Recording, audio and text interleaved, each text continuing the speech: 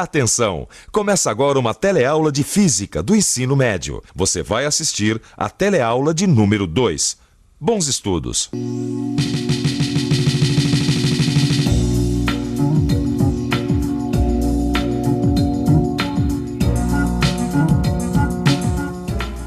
Oi, você viu futebol do final de semana?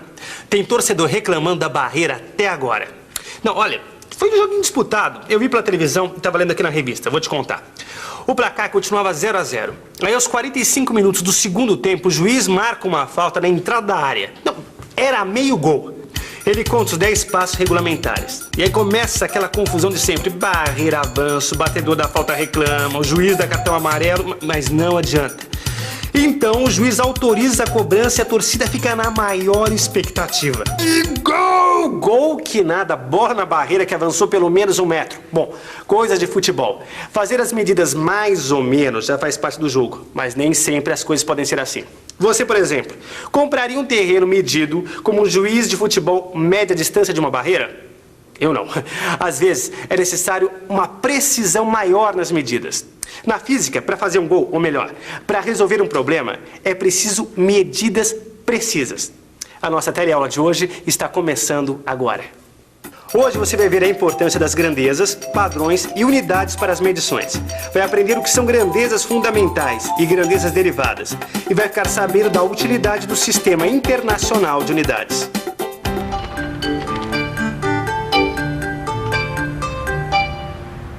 Oi, olha, eu não sou uma fanática por futebol, mas essa história de barreira vem bem a calhar. Você sabia que durante muito tempo as medidas de comprimento foram feitas da mesma maneira que o juiz mede a distância da barreira?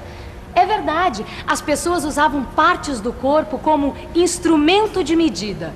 Não, era um tal de dizer que o objeto tinha a largura de um dedo, o tamanho de um pé, de um palmo, de um braço. Olha, Maristela, eu achei um negócio que tem tudo a ver com esse assunto. Ó. Essa aqui é a Rosinha, ela é monitora aqui comigo. E como eu, ela é louca por física. O que você achou? Escuta só.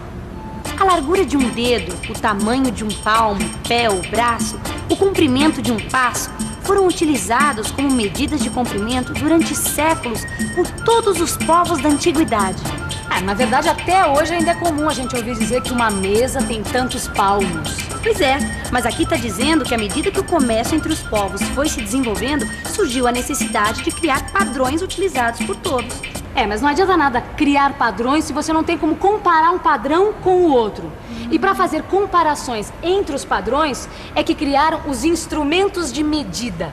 Mas aqui está dizendo que esses instrumentos de medida foram sendo tão aperfeiçoados que exigiram padrões de medidas mais precisas.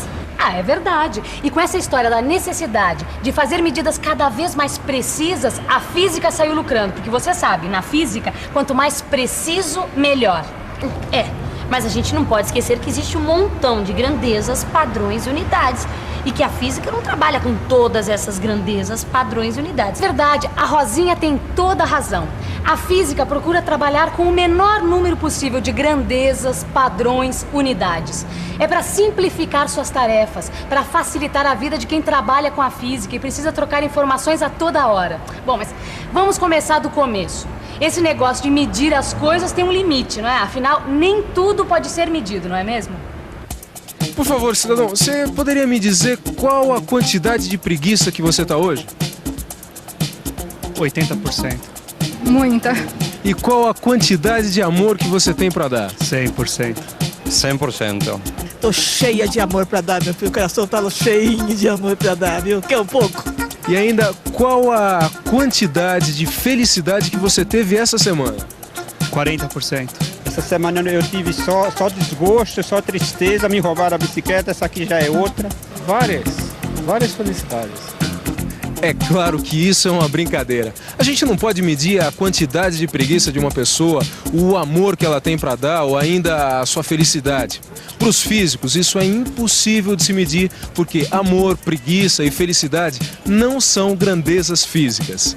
Grandeza física é tudo aquilo que pode ser medido e assim pode ser representado por um número e uma unidade. E voltando ao jogo de futebol, a gente encontra diversas grandezas físicas. Dá só uma olhada. A bola deve ter entre 400 e 500 gramas, deve estar a 9,15 metros da barreira e a partida deve durar 90 minutos. Ou seja, aqui estão implícitas 3 grandezas físicas e suas unidades. Bom, para não ficar nenhuma dúvida, vamos ver esses exemplos um por um. No caso da bola, a grandeza física é a massa e a unidade, o grama. No caso da posição da barreira em relação à bola, a grandeza física é a distância e a unidade, o metro. E por último, a duração do jogo. A grandeza física é o tempo e a unidade, o segundo. Massa, distância e tempo são exemplos de grandezas fundamentais. E essas grandezas fundamentais dão origem a outros tipos de grandeza, muito comuns no nosso dia a dia. Quer ver só? Nesses anúncios de apartamento para vender, uma das informações mais importantes é a área. A área é uma grandeza definida a partir da distância, que é uma grandeza fundamental. Uma das unidades de área é 1 metro quadrado, que vem do metro. Outro exemplo, um participante do rally percorreu 120 quilômetros de um dos trechos do percurso em 2 horas. Ou seja, sua velocidade média foi de 60 quilômetros por hora. A velocidade é definida a partir da distância e do tempo, 2 grandezas fundamentais. Sua unidade, nesse caso, é o quilômetro por hora. Por serem definidas a partir das grandezas fundamentais, elas são chamadas de grandezas derivadas. Grandezas derivadas e unidades derivadas. Bom, será que é isso? Ó, o metro quadrado deriva do metro. O quilômetro por hora deriva do metro e do segundo. É isso mesmo, Maristela? Perfeito, Rosinha, é isso mesmo. Grandezas derivadas e unidades derivadas. Mas veja bem, a gente usou a área e a velocidade apenas como exemplos. Tá cheio de grandezas derivadas por aí, como a força, a aceleração, a densidade e muito mais. Bom, mas vamos deixar isso para depois, para outras teleaulas, tá bom? Agora o importante é saber que existem grandezas fundamentais e grandezas derivadas. Ah, mas peraí. A gente acabou de dizer que para esse negócio de medidas funcionar de acordo, todo mundo precisa usar as mesmas grandezas, padrões e unidades. Senão não, né? Não dá para comparar. Mas é exatamente sobre isso que eu estava lendo aqui, Rosinha. Até algum tempo atrás, não existia um conjunto de unidades fundamentais que fosse reconhecido e adotado por todo mundo. Cada lugar media de um jeito e era uma complicação. Mas isso começou a mudar em 1948, quando esse conjunto começou a ser estabelecido. Em 1960, ele recebeu o nome de Sistema Internacional de Unidades, o famoso SI. E olha aqui estão as 7 grandezas fundamentais determinadas pelo Sistema Internacional de Unidades, o SI. Delas é que derivam todas as outras. Lê aqui pra gente. Então vamos lá. As 7 grandezas fundamentais estabelecidas pelo SI são comprimento, massa, tempo, corrente elétrica, temperatura, quantidade de matéria, intensidade luminosa. Você já sabe, mas é bom reforçar 3 unidades fundamentais do SI. O padrão de comprimento é o metro e o seu símbolo é o M minúsculo. O padrão de massa é o quilograma, símbolo KG minúsculos. E o padrão de tempo é o segundo, cujo símbolo é o S, também minúsculo. Agora, com essas unidades fundamentais, dá para deduzir algumas derivadas, não dá? Vamos pensar um pouco. Peraí, deixa eu ver. Unidades derivadas do SI. Ah, já sei. A área é uma grandeza derivada. Sua unidade é o metro quadrado, simbolizado pela letra M elevada ao quadrado. Então o volume também é metro cúbico, M elevado ao cubo. Ah, a velocidade. Unidade, metro por segundo. E símbolo, M/S. É claro que tem muitas outras, mas para começar, 3 já está muito bom. Eu estava lendo uma reportagem traduzida do inglês que fala sobre milhas, jardas, pés, polegadas, que são algumas unidades práticas que ainda são usadas em alguns países. Só que essas unidades não fazem parte do sistema internacional. Aqui mesmo no Brasil, muitas vezes a gente ouve falar em arrobas, alqueires, que também são unidades que não fazem parte do SI. Agora, só que essas unidades, estão tomando chá de sumiço. Elas vão desaparecer. Mas se você quiser saber a relação dessas unidades com as unidades do SI, tem um quadro no seu livro de estudos. Isso tem tudo a ver com o que a gente vai estudar agora. Calma que eu explico. A gente já falou de grandezas, de padrões e de unidades. E viu que uma grandeza física pode ser representada por um número e uma unidade. Pois então, chegou a hora da gente falar dos números e seus algarismos significativos. Dá só uma olhada. Imagina que o diâmetro desse lápis foi medido 3 vezes e chegou-se aos seguintes resultados: 7 milímetros, 7,1 milímetros e 7,15 milímetros. Qual desses resultados será o correto? O que você acha, hein, Rosinha? Ah, eu não sei não, mas eu acho que todas podem estar corretas, hein? Todas, pois sabe que a Rosinha tem razão. Todas as medidas podem estar certas. Isso porque a medida depende do instrumento de medida usado. Vamos ver, se o diâmetro do lápis for medido com uma régua comum, que é graduada em centímetros e milímetros, dificilmente o resultado vai ser expresso em mais de 2 algarismos. Nesse caso, 7 milímetros parece uma resposta adequada. Já se a medida for feita usando um paquímetro ou um micrômetro, o número de algarismos significativos pode chegar a 3 tranquilamente. Olha, 7,34 milímetros, por exemplo. Os dois são instrumentos de medida bastante precisos. Mas para você ver como esse negócio de medição depende de várias coisas, eu e a Rosinha resolvemos fazer uma experiência. Medimos o mesmo lápis com o mesmo paquímetro e olha só o que aconteceu. A Rosinha obteve como resultado 7,34 milímetros e eu 7,37. Você pode ver que a gente tem certeza do 7 e do 3.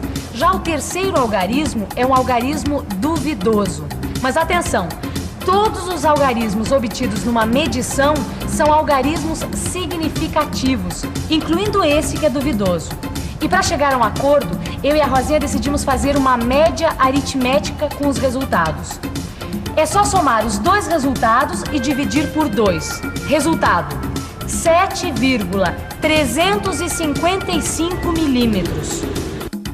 Ora, mas se a gente só tinha certeza de 2 algarismos, não tem sentido expressar o número com 4.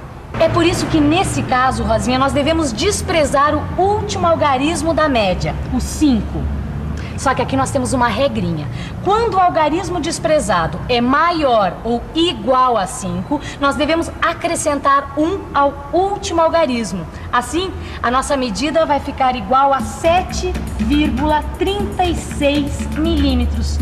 Entendeu? Que tal a gente fazer mais medidas do lápis? Ótima ideia! Quanto mais medidas forem feitas, melhor será a média que representará o valor do diâmetro do lápis. Bom, e já que o assunto é precisão, é melhor a gente partir para a revisão, para que tudo que foi estudado hoje fique bem preciso na sua cabeça. E atenção, se liga aí, que é hora da revisão.